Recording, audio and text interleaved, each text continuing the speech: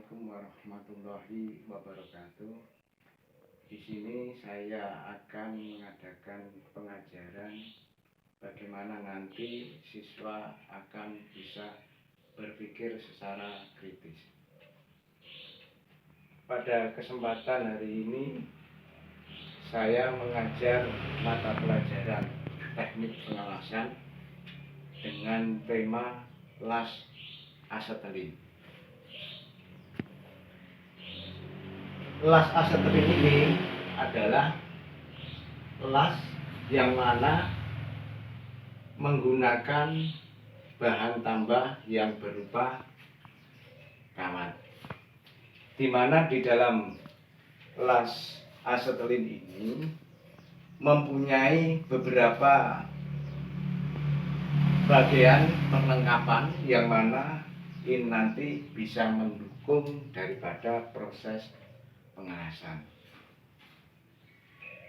yang mana bagian-bagian ini terdiri dari 4 bagian. Yang pertama adalah tabung gas, yang kedua adalah brander las, yang ketiga adalah selang las, dan yang terakhir adalah regulator. Dalam perlengkapan ini mempunyai fungsi yang berbeda-beda. Yang pertama adalah tabung las. Tabung las ini ada 2. Yang pertama adalah tabung las gas asetilin, dan yang kedua adalah tabung las oksigen atau gas asam aram. Di dalam prosesnya nanti bahwa gas asetilin ini akan bisa atau berfungsi bisa menimbulkan panas yang ditimbulkan oleh bara api. Sedangkan gas oksigen ini adalah gas yang mana akan bisa memicu daripada suhu yang akan digunakan dalam proses pengelasan. Yang kedua adalah brander las. Brander las ini adalah alat yang berfungsi untuk bisa mengatur penggunaan gas yang akan digunakan pada saat pengelasan, di mana di dalam brander ini mempunyai 2 katup yang bisa mengatur pengeluaran daripada gas asetilin dan oksigen tergantung daripada penggunaannya. Yang ketiga adalah selang las.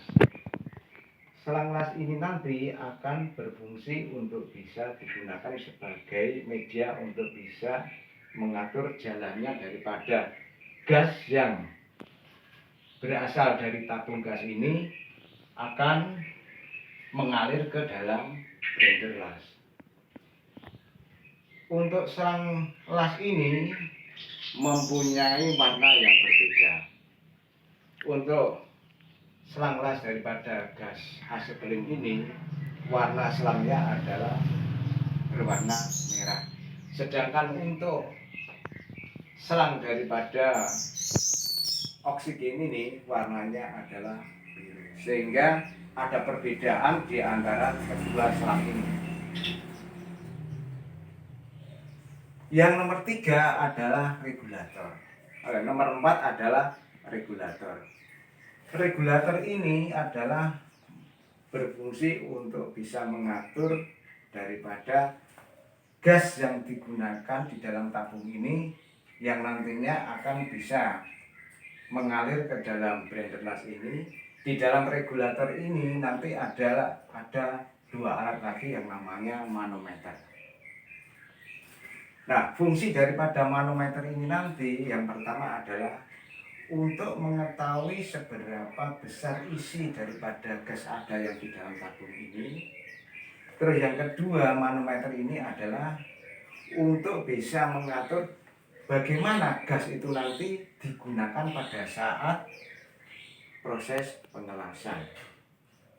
Dengan cara di sini nanti ada katup yang bisa berfungsi untuk bisa mengatur bagaimana gas itu nanti bisa mengalir melalui brander las.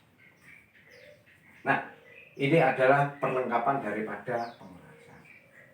Pertanyaannya, apabila nanti pada saat digunakan las asetilin ini salah satu bagian, misalkan saja regulator tidak berfungsi, kira-kira apakah nanti las ini akan bisa digunakan sebagaimana mestinya? Saya kira ini nanti akan menimbulkan suatu masalah. Kenapa? Regulator ini adalah mengatur pengeluaran daripada gas yang ada di dalam tabung. Apabila regulator ini mengalami suatu permasalahan, berarti fungsi daripada las ini tidak bisa berjalan sebagaimana mestinya. Berarti nanti di antara keempat bagian ini adalah memerlukan satu kesatuan yang dinamakan dengan las asetilin. Salah satu tidak berfungsi, maka las ini juga tidak akan berfungsi sebagaimana mestinya. Nah, ini menyinggung mengenai peralatan las. Di dalam las asetilin ini nanti pada saat digunakan pengelasan ini nanti, maka las ini nanti akan mempunyai beberapa nyala api las. Yang pertama adalah nyala api netral. Apa yang dimaksud dengan nyala api netral ini? Nyala api netral ini adalah nyala api yang ditimbulkan daripada penggunaan gas asetilin dan gas oksigen dalam jumlah yang sama atau seimbang, sehingga nanti pada saat nyala ini muncul, maka intinya ini adalah tumpul ya, dan nyala luarnya ini juga tumpul. Bagaimana nanti pada proses penggunaannya? Dalam proses penggunaannya daripada nyala netral ini nanti, nyala ini digunakan pada saat pengelasan secara normal, di mana bahan tambah yang berupa kawat las nanti pada saat digunakan akan bisa mengair atau cair secara rata di dalam besi atau plat yang nanti akan dilas. Jadi intinya bahwa penggunaan daripada nyala api netral ini bisa mengisi sepenuhnya daripada bahan tambah yang berupa kawat dan akan bercampur dengan plat atau besi yang akan dilas. Yang kedua adalah nyala oksidasi. Nyala oksidasi itu apa? Nyala oksidasi itu adalah nyala yang dihasilkan ya, di mana gas oksigen, pemakaian gas oksigen ini akan lebih banyak daripada pemakaian daripada gas asetilin. Nah, sehingga nanti nyala yang dihasilkan adalah intinya runcing. Karena apa? Karena hembusan yang ditimbulkan daripada oksigen ini akan lebih besar. Sehingga nanti apabila digunakan dalam proses pengelasan ini nanti suhu yang dihasilkan akan lebih banyak atau lebih besar. Yang nomor 3 adalah nyala karburasi. Apa nyala karburasi itu? Nyala karburasi adalah nyala yang dihasilkan di mana pemakaian daripada gas asetilin ini lebih banyak daripada gas oksigen, sehingga nanti intinya di sini agak melebar dan nyala luarnya ini juga sangat melebar sekali. Bagaimana nantinya pada saat digunakan dalam proses pengelasan?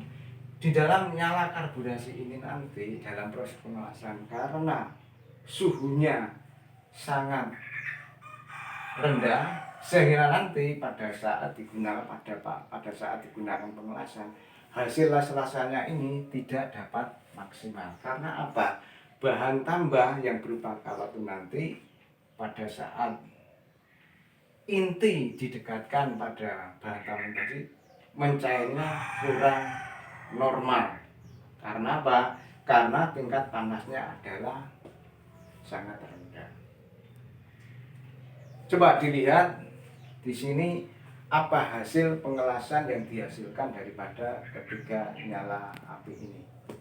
Yang pertama adalah ini nyala api netral. Nyala api netral. Nah, nyala api netral ini pada saat digunakan, di mana bahan tambah yang berupa kawat ini nanti akan bisa mengisi secara maksimal atau penuh atau rata ya, pada saat proses pengelasan, untuk mengisi daripada ini lubang ini yang berbentuk V ini nanti akan terisi secara rata atau secara penuh ya pada saat menggunakan nyala netral. Sedangkan untuk nyala oksidasi hasilnya ini nanti ya, ini adalah karena panasnya sangat tinggi, antara plat dengan bahan tambah ini nanti karena suhunya sangat tinggi, maka hasil las-lasannya ini melebar. Karena apa? Karena suhunya sangat tinggi. Yang nomor 3 ini adalah hasil daripada menggunakan nyala karburasi. Karena suhunya rendah, maka bahan tambah yang berupa kawat las ini nanti pada saat digunakan pengelasan nanti karena suhunya rendah, maka pengisiannya ini tidak bisa maksimal atau berkurang. Pertanyaannya adalah, apakah nanti pengaruh nyala api las terhadap hasil pengelasan? Ternyata pengaruh daripada nyala api las terhadap hasil pengelasan ini nanti sangat berbeda-beda. Ya, di dalam kenyataannya di sini bahan yang digunakan adalah sama, yaitu berupa plat. Ketebalannya adalah sama, yaitu 3 mili. Setelah di dalam proses pelaksanaan nanti bahwa hasil pengelasan di antara ketiga penggunaan nyala api ini nanti adalah berbeda-beda. Berarti kesimpulannya adalah bahwa untuk nyala api yang sangat baik sekali yang digunakan pada saat pengelasan adalah menggunakan nyala api netral, di mana gas yang digunakan seimbang atau sama antara gas asetilin dan gas oksigen. Sedangkan untuk nyala api oksidasi ini sangat baik apabila digunakan dalam proses pemotongan. Karena apa? Karena suhu yang dihasilkan sangat tinggi sehingga nanti bahan pada saat dilas akan bisa meleleh dengan cepat. Sedangkan untuk nyala karburasi ini, nyala ini sangat baik digunakan pada saat pengelasan bahan-bahan yang tipis. Karena apa? Bahan yang tipis nanti tidak memerlukan panas yang tinggi sehingga hasilnya sangat bagus. Nah, sekarang di dalam proses pengelasan ini nanti, apakah nanti di dalam prosesnya ini ada gerakannya? Ternyata di dalam gerakan pengelasan ini ada 3 macam. Yang pertama adalah gerak melingkar. Yang kedua gerakannya adalah gerak zigzag. Yang nomor 3 di sini gerakannya adalah gerakan segitiga. Pertanyaannya, apakah di dalam menggunakan gerakan pengelasan ini nanti akan menghasilkan hasil las-lasan yang berbeda? Fungsi daripada gerakan las ini nanti bisa mengatur daripada panas yang dihasilkan antara kawat las dengan plat atau bahan yang digunakan nanti. Panas itu nanti bisa dengan adanya gerakan nanti, misalkan saja gerakan melingkari nanti ya, ini nanti antara kawat las dengan bahan yang dilas nanti akan bercampur secara merata. Jadi panasnya ini nanti akan bercampur secara merata sehingga nanti hasilnya akan baik. Nah, karena ada 3 macam gerakan ini nanti, karena tadi pertanyaannya apakah dengan gerakan yang berbeda-beda ini akan bisa menghasilkan hasil las-lasan yang berbeda? Tidak. Dengan ketiga macam gerakan ini nanti akan menghasilkan las-lasan yang sama, tidak ada bedanya, sehingga nanti diharapkan pada saat hasil yang diperoleh ini nanti akan bisa mempunyai atau hasilnya bisa maksimal. Apa pengaruh daripada gerakan nanti? Pengaruh daripada gerakan nanti pada saat proses pengelasan ini nanti yang sangat maksimal di sini adalah hasilnya. Hasilnya merata. Hasilnya ini nanti bisa diharapkan. Tanpa ada gerakan ini nanti, maka perpaduan antara kawat las dengan bahan yang dilas ini tidak dapat maksimal, sehingga nanti hasil yang dicapai ini tidak bisa diharapkan.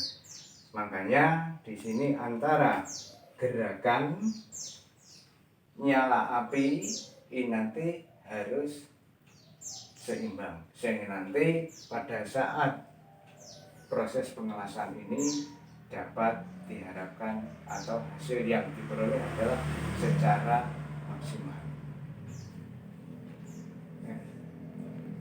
Baiklah, ini nanti penjelasan nanti bisa digunakan sebagai acuan bagaimana nanti siswa akan bisa mengetahui atau bisa memperoleh wawasan bahwa di dalam proses pengelasan ini nanti mempunyai beberapa cara atau beberapa tahapan-tahapan, sehingga nanti apa yang telah dicapai atau apa yang telah dihasilkan ini bisa memperoleh hasil yang sangat maksimal. Demikianlah bagaimana nanti penjelasan daripada pengajaran ini nanti akan bisa difahami atau diperoleh saat nanti siswa menerima pelajaran yang akan diberikan pada saat berada di. Terima kasih. Wassalamualaikum warahmatullahi wabarakatuh.